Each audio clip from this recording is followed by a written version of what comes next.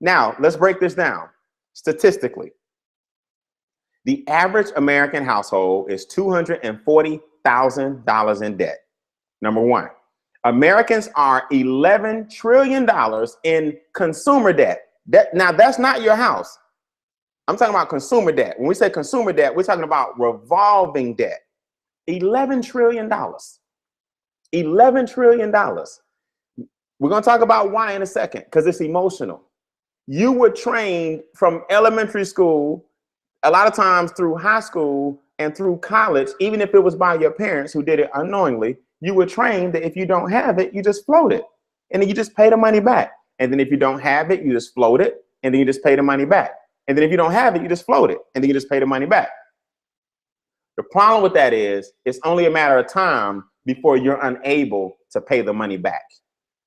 Then half the time you're spending money on a credit card on things that aren't worth anything. So the money that you put on the credit card plus the interest, what you bought, number one, you don't even remember. And number two, it's not even worth what it was when you bought it. That leads to financial ruin. So let me make sure I say this again. If you bought something on the credit card, 9 times out of 10, you don't remember what you bought. That's number one. Number two, what you bought was not an asset. It depreciated the minute you bought it. Number three, there's interest on things that are depreciating. So you are bleeding 19%, 18%, 14% off your credit card.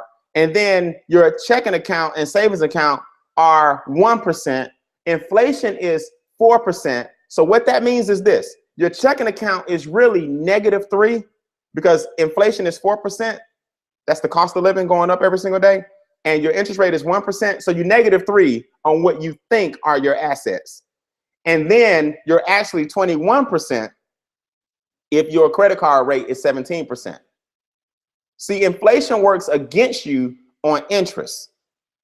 So you think you owe 17%, but because the cost of living is going up and your income is going down, it's going to take you a lot longer to pay back something you don't even remember. That's how they got you. They got you when you were young, and they figure out how to take advantage of your lack of knowledge. No more. We're going to fix all of that tonight. That I can promise you. Okay, I do this for a living. I talk about this all day, every day till I'm blue in the face. And you can tell I'm passionate about it because it's just a matter of you understanding how the system actually works. And you'll stop letting people take advantage of you. So number one, American households are $240,000 in debt on average. Right. Number two, Americans are $11 trillion in consumer debt. Number three, U.S. debt has increased by 700% since 1971. 700%. Let me keep going, man, because we're going to talk more about solutions tonight than problems. Number four, 43% of all Americans spend more than they make. I actually thought it was more than that. Okay, 43% of all Americans spend more than they make. Number five, 76% of all Americans live check to check. I actually thought it was more than that. Number six, 75% of all Americans do not have 6 months saved. Let me correct this real quick. It's not 60, it's 6. 75% of all Americans do not have 6 months saved. Now, here's the scary thing about that statistic. How long have you been working? Now, I want you to write that down. How long have you been working? A lot of us are over the age of 18. You may be 23, you may be 45, you may be 56. But most of us watching this webinar tonight, since you know we're talking about money, are over the age of 18. The question becomes, how long have you been working? So if you've been working for at least 10 years and you don't have 6 months saved up, you've been capitalized on.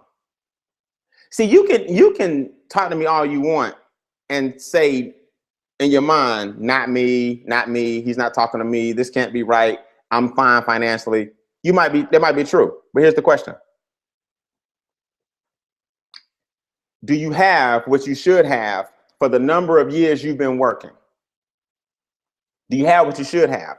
So what that means is there's a lot more that you should know. Now, I'm gonna break this down even further. We're not just gonna rattle off a bunch of statistics. I don't even like statistics because they can be skewed depending on who the person is trying to give you the stat. But 27% of all Americans have zero saved. 27% have zero saved. Now here's the question. If there are 300 million people in America, half of 300 million is 150 million. So half of that is 75 million. There are 75 million people in the wealthiest country in the world that have zero savings. Why is that? Because the banks and the government capitalize on your ignorance. I want you guys to really think about this for a minute. How is America the wealthiest country in the world and so many people are struggling?